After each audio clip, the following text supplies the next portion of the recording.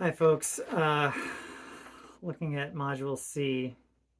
So this is a PLS 135. This is Module C in the who, what, when, where, why, and how structure.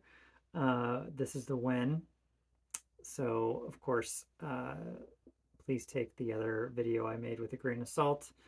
That it's the I did the where one, and now we're doing the when one. The when one is supposed to be Module C. And I believe I have the chapters right: 17, 18, 29, 30, 31, 32, 62, 63, 64, 65, 66, and 67. When did U.S. politics get to be the way that it is? So it's understanding the historical development of U.S. institutions, political parties, economic systems, and public trust, tracing when and how core features of American political life came to be. So it's not just a timeline, it's not just a chronology, one event after another. It's a story of conflict, invention, exclusion, and persistent redefinition. Hubert argues in chapter 17 that the American system has never been fully settled, which I subscribe to. It's been evolving in response to social pressure, to crises, and to different ideologies and different contests for power. So let's talk about the institutions that have evolved. And the best institution to look at as an institution, as Nelson Polsby would say, is Congress. So when did Congress become so gridlocked? And Hubert traces a little bit of this in chapter 17. And he says congressional dysfunction is not new, but its modern form reflects his changes in party structure and political incentives. He highlights how the 1994 Republican Revolution, which I remember very well, and later the Tea Party movement in the beginning part of the Obama administration in 2009, transformed Congress into a series of tests of ideological purity and obstruction by different parties, usually the minority party when we're talking about the House or Congress. And when did the presidency become so powerful? The modern presidency emerged not just from constitutional design, but from war, from the media, from bureaucracy. The presidency has been gaining more and more power as in relation to Congress, at least since the New Deal, at least since Roosevelt. So certainly during my lifetime, but all the way back to the 1930s, Congress has become more and more compliant with presidential demands to the point where, I'm not sure what point would be more illustrative of that, but one example of it is certainly how Congress has mostly ceded the war-making authority to the White House. But the only way the Congress has not done so is being able to call the president or the military to account if a war is not going well. They kind of have the ability to cut government funds. So that threat is implicit whenever Congress calls executive officials and military officials in front of Congress and attempts to question them. But when did the presidency become so powerful? One example is how in chapter 18, Hubert talks about how Franklin Roosevelt's New Deal that occurred in the mid 1930s and his World War II leadership created what many have called an administrative presidency that expanded executive capacity far beyond the vision that people like Hamilton and Madison had in their constitutional republic that they outlined in the 1780s. Let me come back to a little bit of Congress becoming gridlocked. We've now become inured to this idea of government shutdowns and that they can be a routine threat There have only been a half a dozen or so government shutdowns, but they started in 1995. In 1995 was really the first of many government shutdowns that occurred when Congress was, by definition, gridlocked. Like, that's what happens when they cannot even perform their most basic function of keeping the government open. Congress has become dysfunctional. And gridlock is what causes that. And what causes gridlock? Well, increased partisanship and obstruction. And that is what started happening when the first real uh, national candidate for speaker, Newt Gingrich, helped the House Republicans take back the majority for the first time in, I think it was 48 years. He became speaker. Uh, he was elected speaker in 1995 after winning the elections in 94 with his contract with America. And they were elected to combat President Bill Clinton, the Democrat, and his attempts to, you know, do things like pass a more national health insurance plan. He certainly did raise taxes on the wealthy mostly, but also on the middle class after promising a middle class tax cut. So, there was an understandable reaction to Clinton's presidency, but there wasn't, those were two of the only things that I think you could point to that were well intentioned, but then didn't work out well. Um, but there were a lot of other things. So the Republicans won, and they started to just oppose President Clinton at every turn, and to the point where they threatened not to even pass a continuing resolution. They were doing really high stakes negotiating, and the president didn't blink, and the Republicans got blamed for the shutdown, really. And so he was able to win re-election in 1986 partially by demonizing those Republicans as extremists. So whether that was true or not, it was a lot of very effective strategizing by President Clinton at the time. But it was him negotiating this, he really exploiting the fact that the Republicans were practicing this very kind of to the brink uh, form of negotiating in a way that parties hadn't for quite some time on Capitol Hill. Um, okay, so that's Congress and the presidency and those dynamics, and you can see how that's evolved really since the 1990s.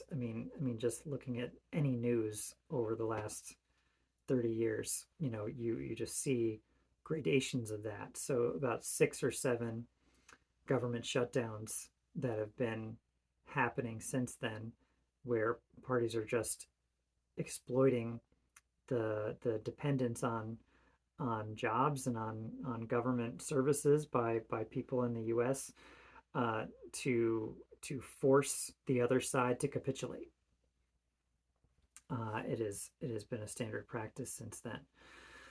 So, how does political economy relate to the political party system, and when did capitalism and inequality become political issues? Are things that Hubert tackles in chapters 29 and 30. So, when did this happen? Well, American capitalism has always had winners and losers, right? But political awareness of inequality has shifted with historical context. And chapter 29 does a good job of discussing how the Gilded Age, focused on monopolies and workers' rights, really created the situation for the Progressive Era, where a lot of that inequality, there was a reaction to the in the form of an increasingly militant labor union movement, and a Democratic Party that became slowly more allied with that movement, leading ultimately to the 1930s and the elevation of Franklin Roosevelt to the presidency and his his kind of legalization of unions and inclusion of unions in the political conversation as an ally. Something that hadn't really occurred before, certainly with any American president, but really with the Democratic Party at all, and certainly not with the Republican Party. Um, Chapter 30 links the post 1970s what are called neoliberal policies to the widening gap in wealth. So there's a lot more consensus than you might think in the economic world, the world of economics and political science and academia, really, that the golden age of American prosperity was between 1945 and 1973. And since 1973, U.S. manufacturing output, as well as just equality and prosperity, has really been on somewhat of a declining journey. And those neoliberal policies that are mentioned there are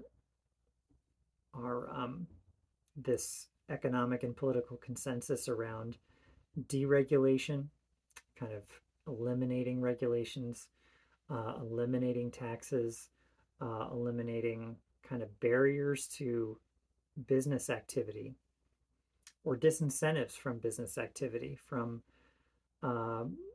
economic actors in other countries or among American citizens, whether ordinary or wealthy, kind of without regard to socioeconomic status. Neoliberalism is a consensus around shrinking the state and elevating the and elevating finance as an um, animating force. And neoliberalism sees politics as a vehicle for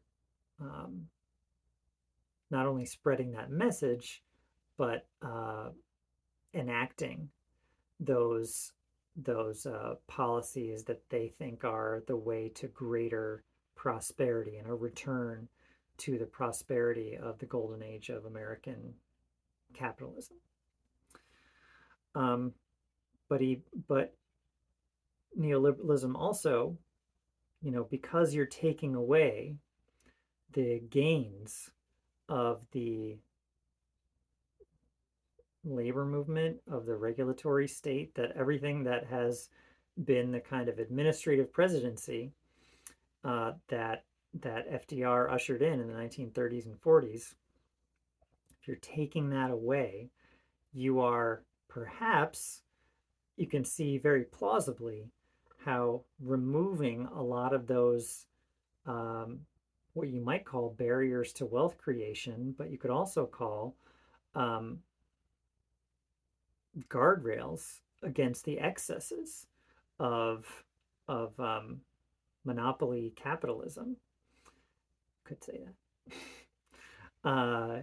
You don't have to say that, but you could call it that. And you could see how very plausibly that if you take away all of the kind of regulations on that class of economic actors, they will do what they know how to do best, and that is accumulate wealth at the expense of perhaps people's well-being or perhaps the overall economy's well-being in the same way that they were doing during the Gilded Age. So it makes sense that we are seeing increasing economic inequality that's really very parallel to what we saw during the Gilded Age. And we saw similar cooperation with the state then as we maybe do in this current political era. So the widening gap in wealth, at the very least, can certainly be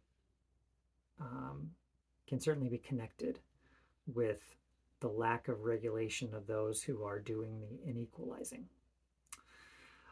So when did the Democratic and Republican parties change? Um, in chapter 31 and 32, that's a fairly straightforward answer that I can give you, that Hubert does give you. So the Democratic Party's embrace of civil rights under Lyndon Johnson fractured what was called the New Deal coalition. The New Deal coalition was farmers, labor,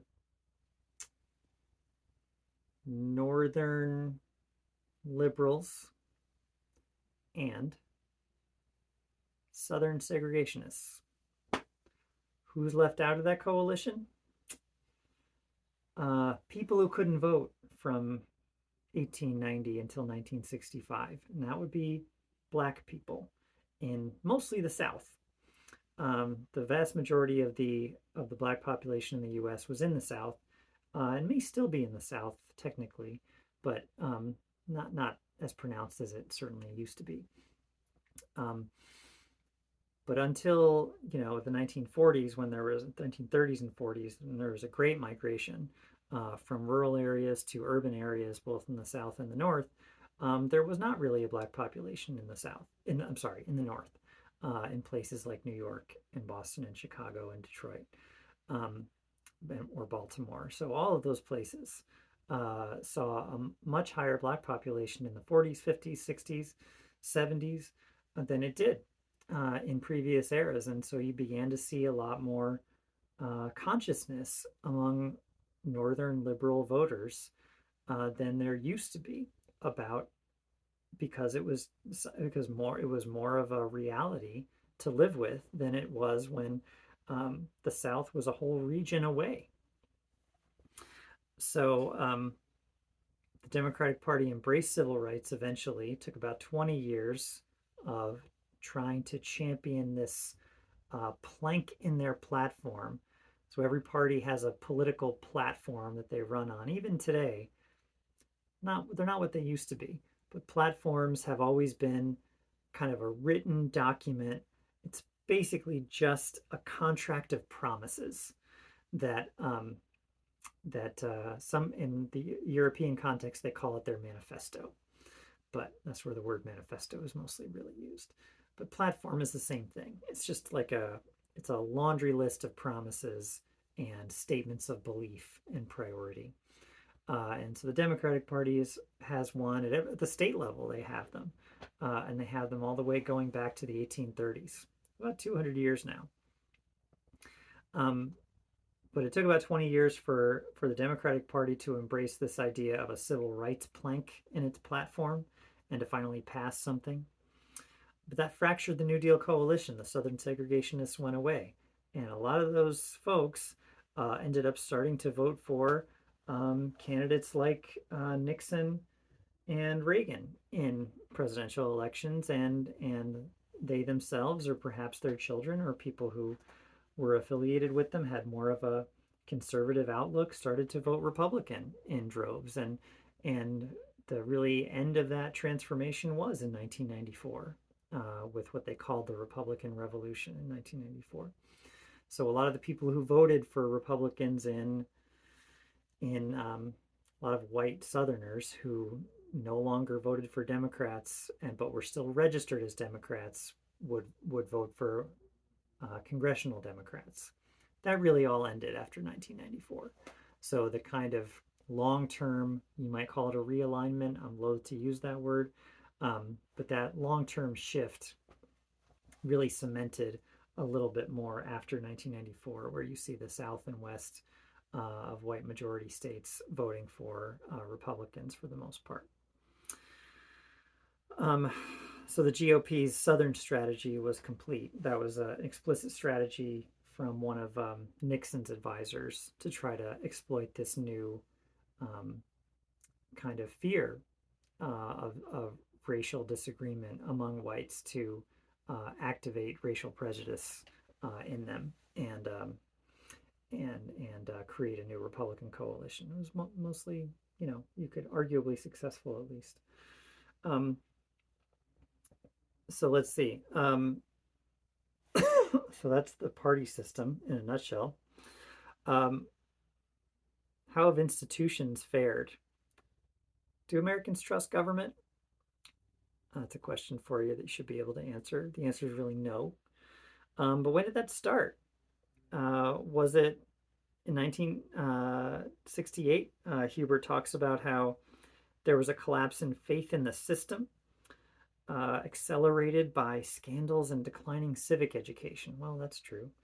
A lot of scandals, a lot of civic education that was replaced for whatever reason. We used to have a lot of universal civics education. And if this is the first civics class you've ever taken, then you can see the result of that. If it's not, you can evaluate for yourself how good your civics education has been in the US. It used to be a lot better. But since around the 60s time, we started to see a lot of cuts to things like American civics and history around the country. So that made people suspicious of things they didn't understand. I think it's fair to say they just they didn't have much of a history of knowing what history was, and so they didn't trust it. That's one explanation. But there was also things like Vietnam, where 58,000 Americans and 1 million people in Vietnam died over the course of about 10 years. And hundreds of thousands of young men were drafted into Vietnam. When you're drafted, you know, by definition, you don't want to go. You don't want to join the military, but you're forced to. So men of draft age were drafted, and even if they didn't want to go, they went to Vietnam and they died in Vietnam, or came back. Much higher populations of men were traumatized by what they experienced in wartime in Vietnam. And so that became one of the animating pillars. I'm using that word animated a lot today, sorry. One of the kind of dynamic forces in American politics for a generation was, the experience in Vietnam, the experience coming back to Vietnam. So it's an unpopular war. So people are sad about it and angry about it. And then they come back and they end up, being somewhat hostile to the people. I don't know if anyone ever actually spit on a soldier. I don't know if that actually happened. There's a lot of apocryphal stories about that. But the point is that a lot of returning soldiers didn't feel very welcome and didn't feel as celebrated as they thought they would be. After the end of World War II, they had seen that with their fathers, but they didn't experience that. And so instead, they experienced protests and people who were against the war, and ironically, they were against people going and fighting and dying for the Vietnam War. And so anyway, so a lot of strange dynamics that occurred there. So protests about Vietnam, protests about the president's scandal in Watergate, where he conducted a very paranoid, series of operations against his political enemies, and about inflation. So inflation was as high as 14 or 15% during one part of 1973. So all that kind of magical brew of unpopularity really afflicted President Nixon at the time. So for all those reasons, not because of really Watergate directly, but because of Vietnam and inflation, in addition to Watergate, undermined credibility in the system. And he was the embodiment of the system in many ways, because he was such a well-known, established politician and leader. But there was also just a growing consciousness of social justice and progress. The civil rights movement had been recent. The women's rights movement people were in the middle of, and of course, just a lot of kind of a cultural transformation and trends, kind of all congealed into this this era of change that a lot of older Americans, especially, were not very comfortable with, and that created just a generation of conflict that made people universally distrust the system. So when did the media become so polarized? And he talks about it in chapter 63. So there's always been partisan media going back to Jefferson and Adams. There's always been newspapers that have one perspective or another. In fact, they were newspapers weren't just newspapers. Newspapers were organs of political organizations, both in the U.S. and in Europe, I would say. Um, but but the 20th century saw a really rapid development of an evolution of different forms of media away from just the printing press. You've got now radio, and then television, and then video, and then the internet, and then internet 2.0 or 3.0, whatever we're on now, um, and advertising and targeting and marketing, all those sorts of things. Um, One thing is that Hubert mentions the end of the fairness doctrine and the rise of Fox News and MSNBC in the 1990s really reshaped public discourse, where people are just looking at different sets of facts. Um, was it Kellyanne Fitzpatrick said there's facts and then there's alternative facts? Um, but there's facts and then there's other facts. Some facts are more emphasized than others in some contexts. That's all. Uh, and there's often just an undercurrent of ideology in a lot of in a lot of fact presentations. But it's facts and it's narratives and it's privilege and it's putting the right emphasis on the wrong syllable and that kind of thing. So it's not really two different realities. It's two different feelings of reality, and and just having different things that they celebrate or denigrate. And unfortunately, it just has become an era of people talking past each other. That's what you get when you get a fragmented media environment. Um, and the fairness doctrine, I would encourage you to look at in the textbook. I don't have much more on that right now, but suffice to say that it's overdone and it's misunderstood, and it wasn't it's not the explanation, it's an explanation of part of the reason why you no longer have to worry about giving equal time and fairness to both sets of candidates or both sets of ideas in every single election. But that was a good, at least, guardrail, right, for a time, and it's no longer adhered to in any way. Uh, when did elections get so expensive? Hubert talks about chapter 65. He talks about the impact of Citizens United versus FEC, which equated really the spending of money with the exercise of the freedom of speech. It allowed unlimited independent expenditures by corporations and unions. Um, Corporations and unions, we're talking about two very different things. Corporations, quite frankly, have a lot more money than unions. Even if you look at one, I would encourage you to go to opensecrets.org and look at the different financial sectors that contribute to political candidates.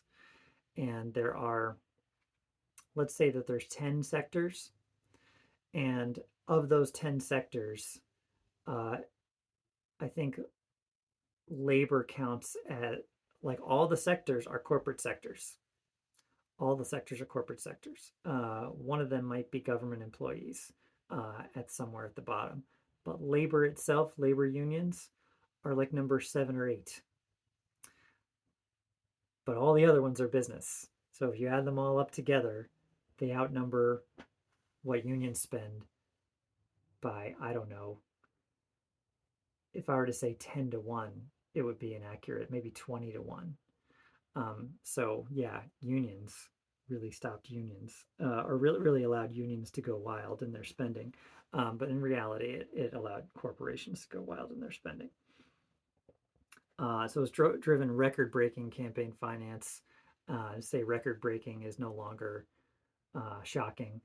But I will say that usually campaign spending and advertising doubles, triples every single time. Talk about inflation. It's like 100% rate of inflation every 4 years, at least. Um, so you see more and more effective and difficult to raise money for political advertising. And so if you're catering to people who you're raising money from, then more and more the political system is going to be geared toward the people who can donate. And certainly that's corporations and the people who own them. And certainly it's not really any of the other entities that don't have as much money or resources to compete. Finally, looking at culture wars and democratic stability, when did cultural division become so central to politics? Taking a look at some themes from chapter 66. So debates over gender, race, religion, and education now often eclipse economic policy as mobilizing issues. Chapter 18, notice that FDR's New Deal, and I'm sorry, looking at the wrong notes. Hubert cites battles over transgender rights, gun culture, and critical race theory have been focal points of contemporary political identity. I think that's fair to say. There are dividing lines politically over every single one of those things. And you say they're political, but really they're cultural, and politics is exploiting those differences in a partisan way. And when do we start questioning democracy itself? Chapter 67, recent challenges to the legitimacy of democracy reflect longstanding tensions in U.S. history. Chapter 67 connects some flirtations in our rhetoric, at least, with authoritarianism, with earlier examples of democratic breakdown, including, the Jim Crow era and the kind of nativism of the 19th century. Millard Fillmore was he was the 13th president, but he was a noted member of the American Party and the Know Nothing Party, the Nativist Party. So when did we start questioning democracy itself? It seems like we do from time to time. But it seems like democracy survives. At least that's what history is telling us. But politics is not an exact science. Science tells us the best explanation of future behavior is past behavior. But politics is not a science. Politics is an art. And, the world we live in is not the world we used to live in. And so things evolve. And so we don't know whether democracy survives or not. But what we do know is that it has before. And so if we can take any lessons from those in the future, if democracy is ever threatened, then perhaps there would be a playbook that could be assembled from the past. But that's for you to figure out if that's even something that needs to be looked at. So some questions to throw at you to see if you want to use them for PACBAC or anything else. Can history provide lessons for imagining more inclusive or functional governance? How might we measure institutional trust across generations? Is it better than it was during the Vietnam era, or is it worse? Or across communities. Are there marginalized communities or privileged communities that trust the government more or less? Finally, when did the shift from mass civic participation to elite-driven politics begin? How would you research that? How would you look into whether we have an elite-driven politics now? And if we do, when did we move away from mass civic participation? What was the reason for why we moved away from it? That's for you to figure out. Okay. Anyway, so let me know if you have questions. I look forward to the questions and the responses that you have in our weekly module discussion. Otherwise, thanks for tuning in, and I will see you in class.